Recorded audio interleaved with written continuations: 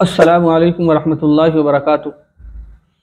एक भाई ने ये सवाल किया कि रुखसती के वक्त फ़ी अमानिल्लाह कहना, अल्लाह हाफिज़ खुदा हाफिज़ कहना, या फ़ोन पर गुफ्तगू के वक्त अपनी बात को ख़त्म करते वक्त अल्लाह हाफिज़ खुदा हाफिज़ फ़ी अमानिल्लाह कहना कैसा है।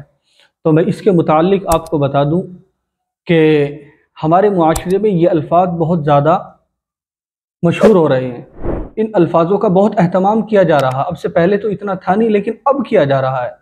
होता क्या है कि अगर फ़ोन पर गुफ्तगू कर रहे हैं, हमारी गुफ्तगू मुकम्मल हो जाती है और उस वक्त हमें सलाम करना चाहिए था, लेकिन उस बात के इख्तिताम पर ख़त्म करने पर हम कहते हैं फ़ी अमानिल्लाह या अल्लाह हाफिज़ या खुदा हाफिज़।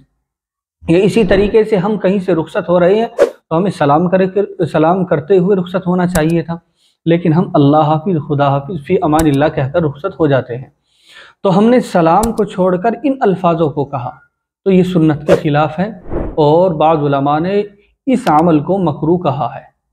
हमारा सलाम को छोड़ देना और इन अल्फाजों पर इक्तिफ़ा कर लेना, सिर्फ़ ये अल्फाज कहना, ये मकरूह अमल है, ये सुन्नत के ख़िलाफ़ है, हमें इसको तर्क करना चाहिए। अगर हम फ़ोन पर गुफ्तगू कर रहे हैं और हमने अपनी बात को ख़त्म करते हुए सलाम कहा, पहले सलाम अस्सलामु अलैकुम वरहमतुल्लाह जो करते हैं, और फिर उसके बाद फ़ी अमानिल्लाह या खुदा हाफिज़ या अल्लाह हाफिज़ कहा, तो फिर तो कोई हरज नहीं है। लेकिन हमने सलाम को छोड़कर इनको कहा, फिर सुन्नत के ख़िलाफ़ है, फिर ये मकरूह अमल है। और इसी तरीके से रुखसत होते वक्त हमने पहले सलाम करा फिर ये अल्फाज कहे, तो फिर तो गुंजाइश है कहने की, लेकिन सलाम को छोड़कर इन अल्फाजों को कहना ये सुन्नत के ख़िलाफ़ अमल है। किसी मजलिस में जाते वक्त या घर में दाखिल होते वक्त हमारे लिए सुन्नत क्या है? सलाम करना। तो इसी तरीके से रुखसत होते वक्त भी हमारे लिए ज़रूरी है, और सुन्नत तरीका क्या है कि हम सलाम करें और सलाम करके रुखसत हों। ये फ़ोन पर हमारी गुफ्तगू ख़त्म हो रही है तो हम सलाम करें, तब अपनी गुफ्तगू को ख़त्म करें। लेकिन मुआशरा उस तरफ न जाकर इस तरफ जा रहा है कि फ़ी अमानिल्लाह खुदा हाफिज़। मैं आपको बता दूं, जब आप सलाम करके अपनी बात मुकम्मल करते हैं, ये सलाम करके रुखसत होते हैं, तो अस्सलामु अलैकुम वरहमतुल्लाह में आपने दुआ भी दी है, यानी खुदा हाफिज़, अल्लाह आपकी हिफाजत करे, आप अल्लाह की अमान में हैं, ये आप दुआइया अल्फाज कह रहे हैं। तो सलाम करते वक्त सब कुछ इनमें आ जाता है। जब आप सलाम करते हैं तो दुआ भी देते हैं, और आपने सुन्नत तरीका इस्तेमाल किया, उसका सवाब भी आपको मिल रहा है। आप एक दूसरे की हिफाजत के लिए जो जुमले कहते हैं वो भी इनमें जमा है। आप एक दूसरे को कहते हैं अल्लाह की अमान में, वो भी इनमें शामिल हैं। सब कुछ सलाम में शामिल हो जाता है। तो सलाम एक ऐसी चीज़ है कि आप दुआ भी दे रहे हैं, आप सुन्नत तरीका भी इस्तेमाल कर रहे हैं, और हर तरीके से अल्लाह आपको जो है नेकियों से नवाज भी रहा है।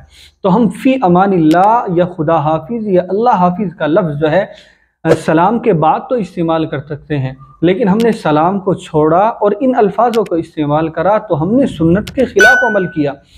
तो हमें करना ये चाहिए कि जब हम अपनी बात को मुकम्मल करें तो हम सलाम करें।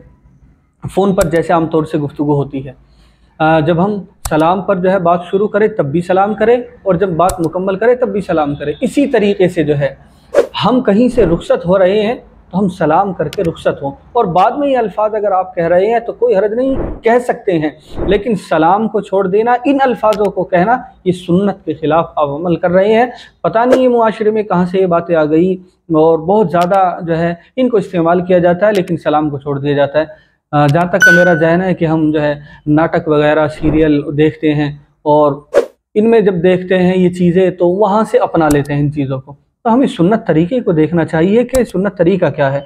आप सलाम करें, उस सलाम में दुआ और सवाब, सुन्नत सब कुछ आ जाता है, हिफाजत सब कुछ आ जाता है। आप एक दूसरे को दुआ दे रहे हैं तो सब कुछ इसमें सलाम में शामिल हो जाता है। मुझे उम्मीद है कि ये मसला आपकी समझ में आ गया होगा।